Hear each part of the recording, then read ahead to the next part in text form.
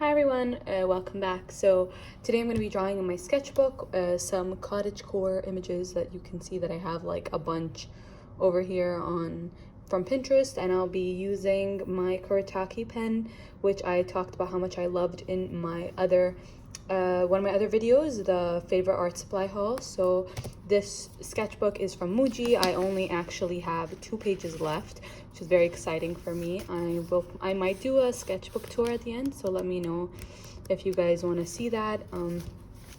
So yeah, it's a pretty small notebook, but I really enjoyed myself. Let's get started. Ignore that pen falling. Let's get started. Thank you for being here. So this is the room that I'm going to be drawing. It is from Pinterest. It is, I think, a home in Massachusetts. They called it the Americana design. I don't know, but it's giving me cottagecore vibes. So I'm going to attempt to draw this. I have no idea if it's even going to come out well. So, yep, we're going to see how that goes.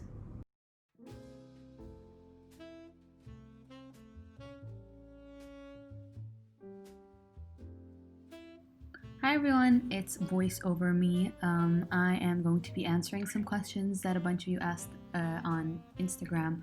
A lot of it was about running your own online shop and about the art that I do and stuff like that. So thanks to everyone who sent me in their questions. It meant a lot. And it's nice to know that, it's nice to, because I feel like I throw so much into the void that the internet that I'm like, is anyone actually like listening or wants to listen? But it's nice to know that there is someone. So I'm guessing it's you guys. So hi everyone. So the first question is, what gave you the idea to start an online shop? I've always wanted to have an online shop. I've been wanting to do it since I pretty much started doing art, because I always followed a lot of illustrators on YouTube and on Instagram who had online shops. And especially since I pretty much graduated this month, and I knew that I was graduating, and I knew I wanted to work as an artist, and I knew that I couldn't just rely on client work, that I needed to have another source of income. And so that's where the shop came in. And since I've been drawing seriously like every single day for the last 3-4 years, that I felt confident enough to start a shop, and I felt like my work was sellable, if that makes sense. Like, I knew what I wanted to draw about, I knew what my market was, I knew who my audience was, and I did gain a bit of a following. Sorry, ignore my phone. I feel like that was so loud. I'm so sorry. Yeah, since I had a bit of a following, I was like, this is the time to kind of do it. And also, a lot of people were messaging me, telling me that they wanted this as a print, they wanted this as a shirt. So I knew that people were interested. So yeah. The next question is also about running an online shop, and it basically says, I want to set up my store, but I'm scared nobody would want to buy it. How do you face that? That feeling kind of never really goes away. Sometimes I feel like that. Whenever I release a new product, I still feel like that. I still feel like nobody really cares, and that's just imposter syndrome. If you have 10 people that are dedicated to your shop and that are dedicated to you as an artist, then that is enough to kind of pretty much like a good stepping stone. But you're never going to know if you don't try, because you're just going to psych yourself out so much that you're never going to want to try, because you've built it up in your head to be this huge thing. Like, I've heard artists who say that they have like 100,000, they know people that have 100,000 followers on Instagram, but nobody buys from them. But you'll have like an account who has like 700 people, but every single one of those people are super dedicated to the artist. There's actually this theory. It's called the 1000 True Fans theory. It was, I think, coined by Kevin Kelly. I think that's his name. He's like the editor of Wired. And he basically said that you as an artist only actually need 1,000 true fans or dedicated people. Like, for me, I'm a true fan of Franard. Like, I've been on her Patreon for 3 years. I watch every single one of her videos. I have a bunch of her products, and that's what a true fan is. You support the artist no matter what. And so if you have 1,000 true fans, and which basically means that each one is able to spend at least on an average $100 a year on your shop or on your products, then that's pretty much $100,000 in a year, and you can sustain yourself completely off those 1,000 people. And it doesn't mean that people who don't spend that much are not your true fans, because like everyone has different money resources. But it does, like some people might like, let's say it's like me and three other people, like I might spend $20 in a year, my friend might spend $200 in a year, you know, and so she would be covering my cost. Does that make sense? Like, so that's what I'm trying to say is that you shouldn't focus so much on being scared to sell. You should be focused more on, you know, cultivating a genuine relationship with your audience and the people that follow you, because that makes them want to support you and you show them that you really appreciate it. So by doing that, you are like, in a way that takes away the fear, because you know you have people who genuinely support what you do.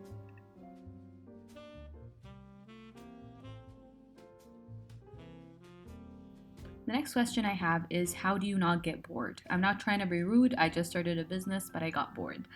The number one thing is that you probably, maybe, I'm guessing, don't care that much about what you're selling. You know, like if I sold socks for a living, I don't really care about socks, you know, and so I would definitely get bored. You know, I have a lot of friends that do have businesses, or my family members, and you know, if I was in their shoes, I'd probably get bored because I'm not interested in creating the product that they're trying to sell. But for example, for me, I really care about my art and I love to draw. So for me, it's never boring. It's interesting. You know, I get so excited like looking up suppliers, you know? And I feel like the number one thing to prove to you that you really care about what you're doing and that you really are interested in it is if even the boring parts are fun for you. You know, like for me, putting together my Excel sheet of my expenses for the month, that is like it's an amazing thing for me, you know. Like I'll make some coffee, I'll sit over with a candle, like put some music, and like I'll live my best life, you know. And that's kind of your proof that you're doing the right thing and you're selling the right product, is that you're excited about it all the time. Maybe not all the time, but most of the time, you know. Like sometimes I don't feel like packing orders, but I'm never bored of packing orders. It's just that I'm feeling lazy. So maybe differentiating between those feelings, and really ask yourself, are you selling something just for the profit, or are you selling something because you really care about it? Like as an illustrator, as an artist, like the things I sell are a very niche marketplace. So I know that at certain points my products will not sell, or like I will have months that don't do that well. But for me, I care about creating those products more than I care about selling them, if that makes sense. So yeah. The next question, ugh, I feel like you guys are bored of my voice. I'm sorry in advance. Tell me if you guys want me to split up these draw with me's. Like, would you rather it be like not consistently my voice, or how would you like it to be? Anyway, and the next question is, how do you organize your time? So I am obsessed with time management. I'm like, I think it's my Capricorn, but like my sun rising or whatever that is. I really care a lot about like management and organizing my time and organizing myself. And my favorite thing to do is honestly like I have a weekly calendar that I print, that I actually might make available on my shop as a printable, that so you can print it at home. And I basically organize my entire week, and I make, like, I know myself, I know how much I can get done in a certain amount of time. So like what I'll do is that I'll put, for example, three things. Like I'll give you an example of this week, like today I think I'm looking at my calendar and I'm supposed to edit this draw with me. I need to write my newsletter, and then I like want to do an illustration. So I know that I can finish all those things before 4 or 5 p.m., which is before my work day is over. Like that I put for myself. And basically what that does is that you are, so yeah, sorry, it cut out. But what I was trying to say was that when you organize yourself that way, and that you don't overload yourself, you don't procrastinate, and you look forward to what you do. Sometimes I'll like go really precise, and I'll even organize by hour, but I don't do that all the time. I only do that for the times that I'm really stressed and I have like a lot of work to do in a short amount of time. Like when I was in university and I had a lot of projects that I was doing outside. So it really depends like on how busy I am. But yeah, keeping a printable, like keeping a calendar log is really, really helpful for me. I tried everything before that. I tried bullet journaling. I tried, you know, like making to-do lists, and I love to-do lists, but the calendar, kind of weekly calendar, seems to work better for me than a daily calendar, because once you have a weekly calendar, like you can see, okay, I'm doing this on Sunday, this on Monday, this on Tuesday, and then you realize that you actually have a lot of free time on Wednesday and Thursday. So you can put the stuff in that you want to do extra. Like for example, for me, the shop and my Instagram and like client work is my most important thing. But YouTube and the newsletter are stuff that I do like for fun to kind of connect, like I said, with the people who follow me, and TikTok. So those I'll like leave maybe to the end of the week where I have a little bit more free time. So yeah, people always think that organizing your time makes you so rigid, but it actually gives you a chance to do the stuff that you really want to do. So yeah, the next question is, what was the biggest struggle you had when you were starting up your business? Shipping, that's the number one thing. I struggled so much trying to find shipping suppliers and like delivery services in Kuwait. I struggled, like that's really boring stuff. I know that sounds so lame, like shipping, but seriously, one of the reasons I didn't start for a really long time was that. I use Skynet, by the way, if anyone was wondering, and I have a whole video about it on TikTok. I talk a lot about like small business tips for art shops on TikTok if you guys are interested. But yeah, so the next thing was that trying to find my message and my theme, like what did I want to sell, what did I want my art to say. My art is very like obviously geared towards feminism and self-care and like sustainability, and how was I going to show that? How was I going to create products that are very specific but again are still able to sell?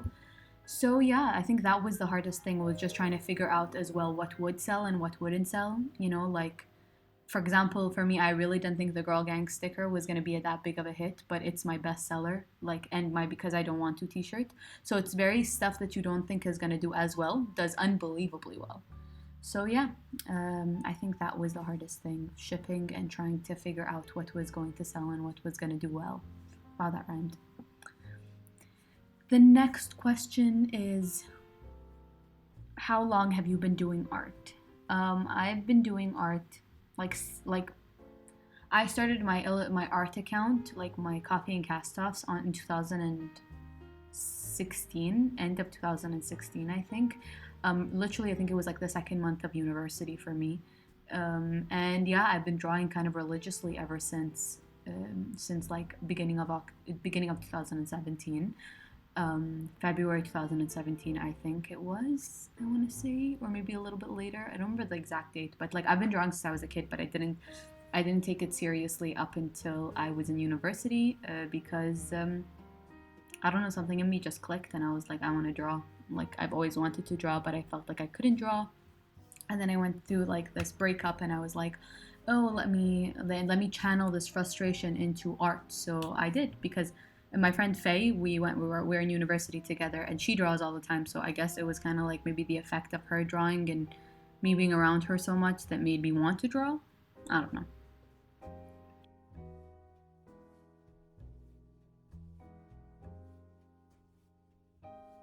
So my next question is, what would your dream commission be? Is it sad that I actually know exactly what I want my dream commission to be?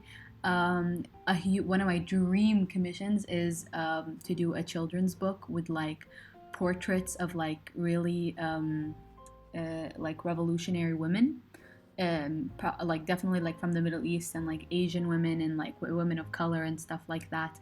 Um, I think because a few, like when I was in high school, I saw this book. I don't know if I don't even know what it's called, but it was like this book filled with like really cool women, and it was like Maya Angelou, Frida Kahlo, and like all of those people, and it was like a whole illustrated book. And I've always wanted to do children's books, so that would probably be one of them.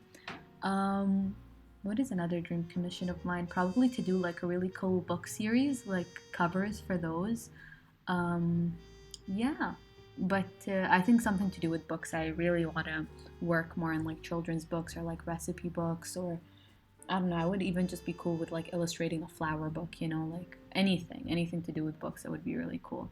So if any literary agents are listening to this, I am available. I am very available for you.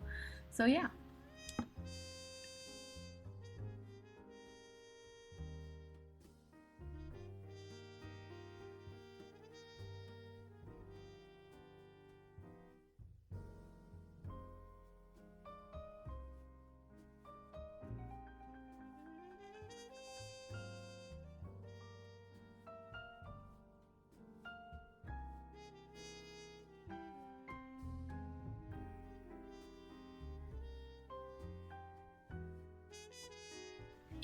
So my last question is, how do you have the courage to post about the issues that you do?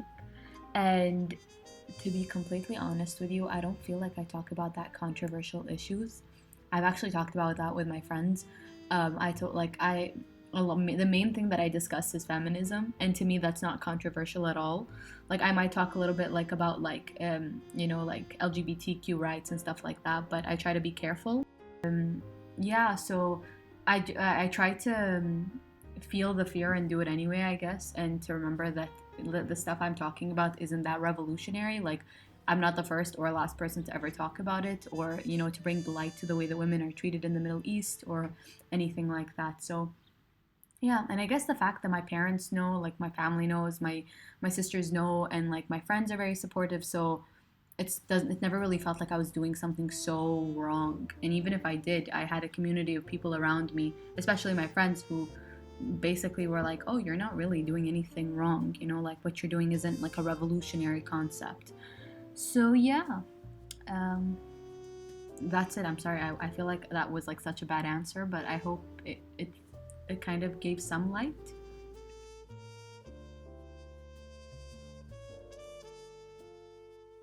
Anyway, that's all the questions that I have time to answer.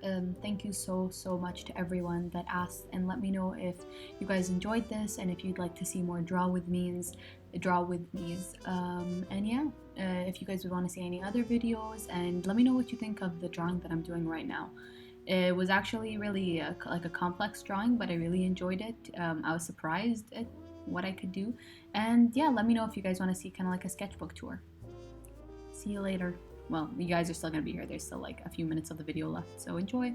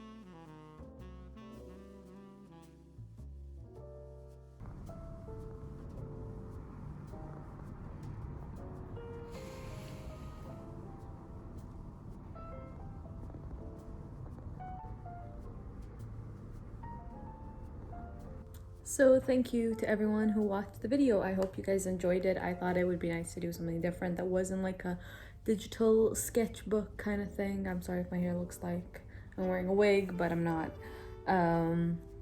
Yeah, I hope you guys enjoyed this video. It was nice to draw my sketchbook. I'm not gonna lie, I was really nervous because I felt like it was gonna suck, but it didn't suck, so who would have thought? So yeah, other than that, there's nothing much to report here. You can find all my socials below. You can find me on Instagram, TikTok, all with the same name, Coffee and Cast-Offs.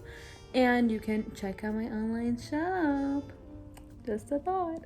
We ship worldwide and delivering quit is free. So do with that information what you will. Bye.